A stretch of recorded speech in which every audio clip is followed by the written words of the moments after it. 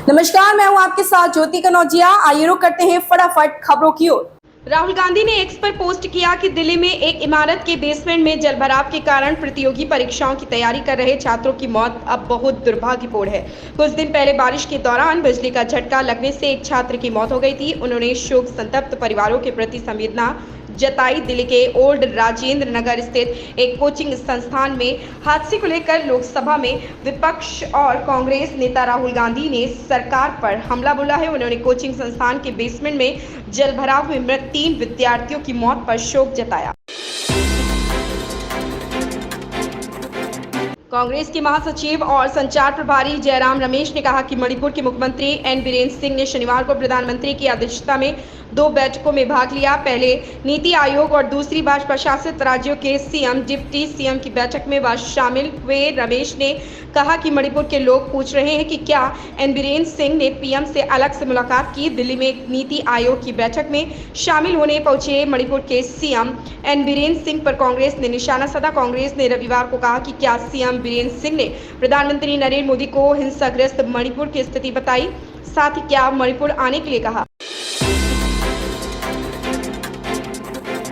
Samajwadi party PDA को और मजबूत करेगी। विधानसभा चुनाव में सपा नई रणनीति पर काम कर रही। विधानसभा में नेता प्रतिपक्ष के लिए अपने चाचा व पूर्व कैबिनेट मंत्री शिवपाल यादव के नाम पर विचार न करने इसी रणनीति का हिस्सा माना जा रहा। कुल मिलाकर अक्टूबर में होने वाले विधानसभा उपचुनावों और वर्ष 2027 के विधानसभा चुनाव के मद्देनजर 22% दलित वोटरों पर पार्टी की नजर है।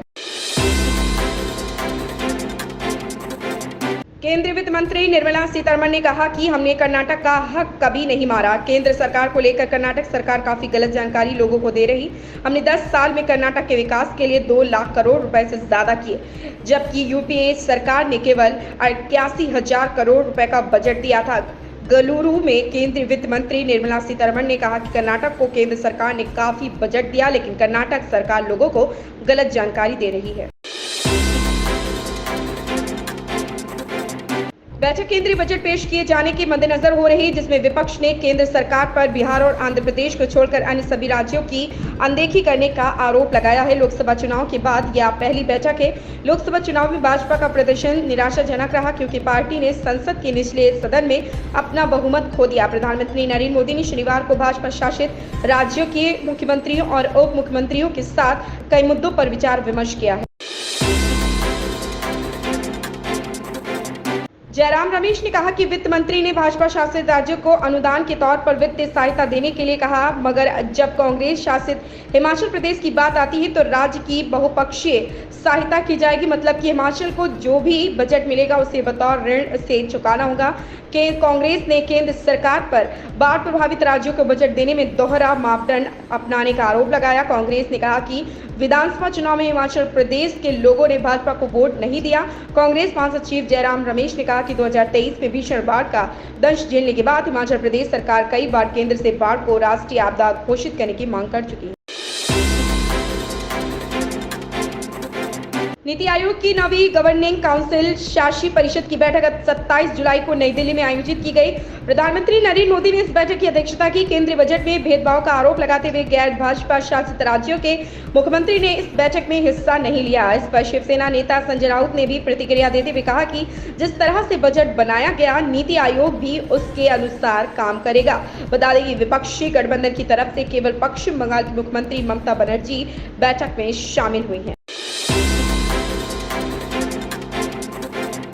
देश में तेलंगाना, झारखंड सहित 9 राज्यों में राज्यपालों की नियुक्ति की गई। राष्ट्रपति भवन ने जानकारी देते हुए बताया कि हरिभाऊ किशन राव बागड़े राजस्थान के राज्यपाल नियुक्त किए गए। इसी तरह जिष्णु देव वर्मा को तेलंगाना, ओम प्रकाश माथुर को सिक्किम, संतोष कुमार गंगवार को झारखंड, रमेन डेगा को छत्तीसगढ़, CH विजयशंकर को मेघालय और CP राधाकृष्णन को महाराष्ट्र का राज्यपाल बनाया गया। संतोष कुमार गंगवार को झारखंड का नया राज्यपाल बनाया गया। वहीं झारखंड के राज्यपाल रहे CP राधाकृष्णन अब महाराष्ट्र के नए राज्यपाल होंगे। मायावती ने कहा है कि भाजपा में जारी घमासान व इनकी अंदरूनी लड़ाई सदन में भी हावी नहीं होनी चाहिए। इस दौरान जनता व प्रदेश के हित में कार्य हो तो बेहतर होगा। बहुजन समाज पार्टी की राष्ट्रीय अध्यक्ष एवं पूर्व मुख्यमंत्री मायावती ने भाजपा की अंदरूनी रार पर तंज कसते हुए कहा कि मानसून सत्र में इससे हावी नहीं होना चाहिए। विधानमंडल का सत्र शुरू होने से पहले उन्होंने बाढ़, अतिक्रमण, बढ़ती महंगाई और लचर कानून व्यवस्था को लेकर राज्य सरकार की घेराबंदी की है। करण जौहर ने पिछले साल रणवीर सिंह और आलिया भट्ट की फिल्म रॉकी और रानी की प्रेम कहानी के साथ निर्देशन की कुर्सी पर वापसी की थी।